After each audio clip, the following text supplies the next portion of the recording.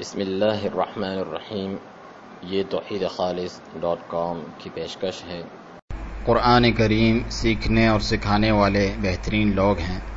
سیدنا عثمان بن عفان رضی اللہ عنہ سے روایت ہے کہ نبی کریم صلی اللہ علیہ وسلم نے فرمایا، خیرکم وفی روایت افضلکم من تعلم القرآن وعلمہ، تم میں سے بہترین، اور ایک روایت میں ہے افضل ترین، وہ ہے جو قرآن مجید سیکھے اور دوسروں کو سکھائے۔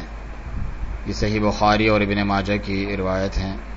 سیدنا سعد رضی اللہ عنہ سے روایت ہے کہ رسول اللہ صلی اللہ علیہ وسلم نے فرمایا، خیارکم من تعلم القرآن وعلمہ، تم میں سے بہترین اور چنیدہ لوگ وہ ہیں جو قرآن مجید سیکھیں اور سکھائیں۔ عاصم رحمہ اللہ فرماتے ہیں، مصعب بن سعد رحمہ اللہ نے مجھے ہاتھ سے پکڑ کر اس جگہ پر بٹھایا کہ میں قرآن پڑھاؤں۔